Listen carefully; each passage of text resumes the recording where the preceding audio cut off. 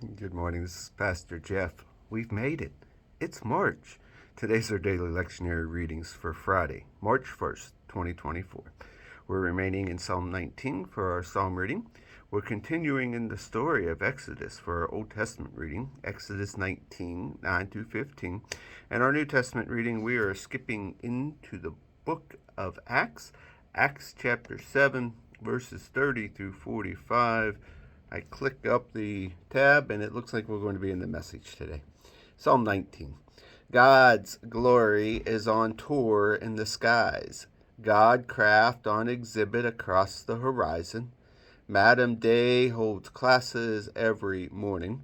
Professor Knight lectures each evening.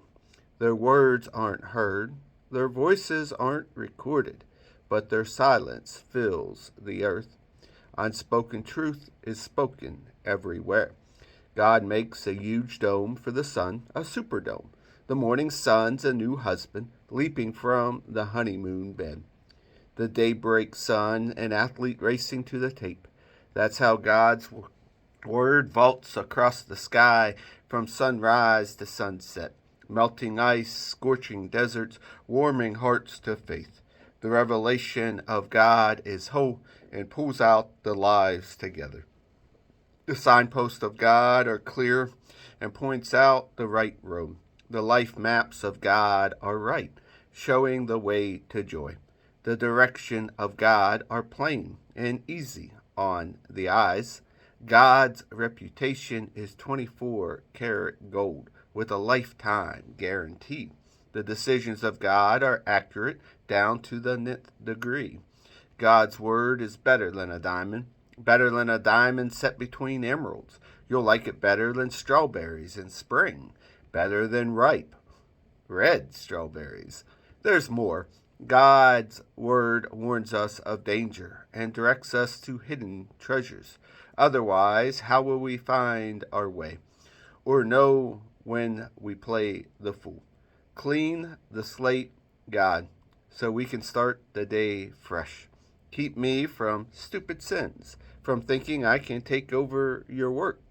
Then I can start this day sun-washed, scrubbed clean of the grime of sin.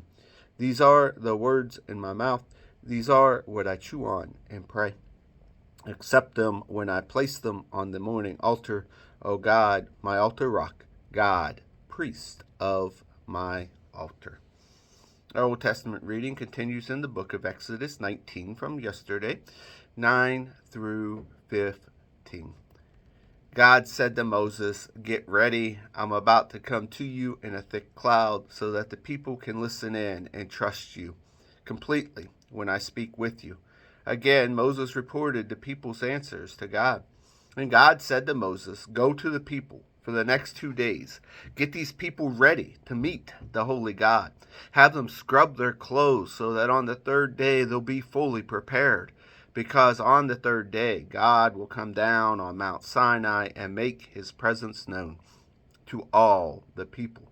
Post boundaries for the people all around, telling them, warning, don't climb the mountain. Don't even touch its edge. Whoever touches the mountain dies a certain death. And no one is to touch that person. He's to be stoned.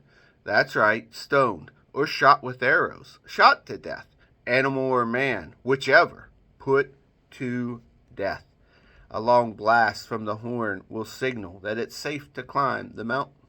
Moses went down to the mountain to the people and prepared them for the holy meeting. They gave their clothes a good scrubbing. Then he addressed the people. Be ready in 3 days. Don't sleep with a woman. Our New Testament reading, Acts chapter 7, verses 30 through 41. 40 years later, in the wilderness of Mount Sinai, an angel appeared to him in the guise of a flame of a burning bush. Moses, not believing his eyes, went up to take a closer look. He heard God's voice, "I am the God of your fathers, the God of Abraham, Isaac, and Jacob." Frightened nearly out of his skin, Moses shut his eyes and turned away. God said, "Kneel and pray. You are in a holy place, on holy ground. I've seen the agony of my people in Egypt. I've heard their groans. I've come to help them. So get yourself ready. I'm sending you back to Egypt. This is the same Moses whom they earlier rejected, saying, Who put you in charge of us?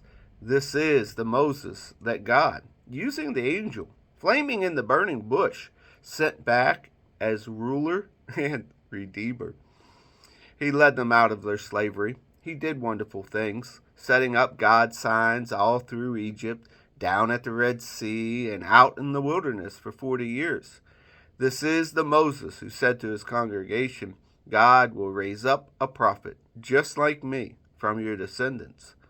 This is the Moses who stood between the angels speaking at Sinai, and your fathers assembled in the wilderness and took the life-giving words given to him and handed them over to us. Words our father would have nothing to do with. They carried the old Egyptian ways, whining to Aaron, Make us gods we can see and follow. This Moses who got us out of here, miles from nowhere, who knows what's happened to him.